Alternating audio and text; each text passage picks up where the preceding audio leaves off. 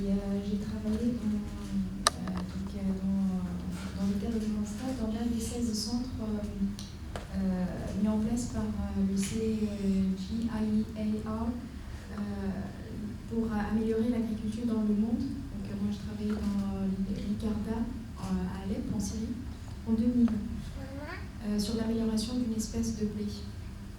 Donc en fait, moi je voulais savoir concrètement, par exemple, au niveau des espèces végétales locales, qu'est-ce qui est fait concrètement pour les diriger vers l'économie verte? Parce qu'on sait très bien avec la mondialisation qu'il y a une très grande concurrence par rapport dans les marchés mondiaux. Ce qui est vendu dans les marchés mondiaux, c'est beaucoup moins cher que les espèces végétales locales, par exemple. Qu'est-ce qui est fait à ce niveau-là?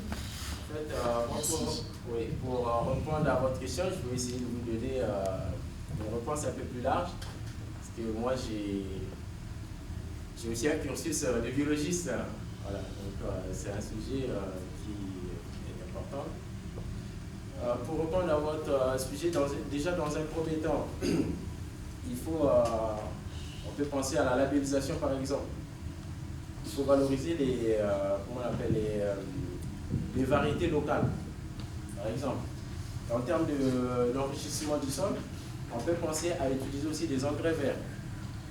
Fumier par exemple, si à côté il y a un élevage, au lieu d'utiliser des engrais chimiques, de polluer le sol, on utilise de l'engrais vert. C'est-à-dire, par exemple, la bouse de vache. Par exemple, si à côté il y a des cochons qui sont élevés, en fait, les déjections peuvent être utilisées. S'il y a de l'aviculture qui est pratiquée à côté, la litière, ça peut servir de fumier aussi pour enrichir le sol. Ça réduit les risques de pollution dus à l'utilisation des produits chimiques. Après, il faut éviter d'utiliser aussi valoriser des variétés locales. Et sensibiliser la population à consommer ce qui est produit local. Ça permet de faire vivre le producteur local. Je ne sais pas si j'ai répondu à votre question. Juste pour compléter la réponse de Clément, pour la labellisation, comme il a su le dire tout à l'heure, au niveau Afrique, il y a un label qui se prépare avec le Kilimanjaro Université. En fait, c'est un regroupement de toutes ces personnes qui militent pour le développement durable en Afrique. Et donc là, ils sont en train de réfléchir à comment encourager les bonnes pratiques qui sont faites par les entreprises, que ce soit dans le milieu de l'agriculture, que ce soit dans l'industrie.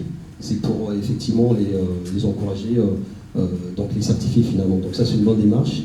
Et effectivement, verdir tout ce qui est économie, avec l'exemple qui vient de citer, je trouve que ça rejoint l'équité sociale et ça évite finalement quand on touche encore tout ce qui est ressources naturelles. Donc on se sert de ce qui est pour faire la boue, comme il a pu expliquer, tout ce qui est digestion, c'est ça, si je comprends bien. Donc tout ce qui vient finalement des vaches, des animaux, ça sert d'engrais après. Donc ça s'inscrit dans le cadre de l'économie verte finalement. Et on peut même utiliser comment on appelle, par exemple, de l'herbe qui a été coupée dans un parc et tout, ça peut servir de fumier. Est-ce que ça répond à votre... Vous avez peut-être une autre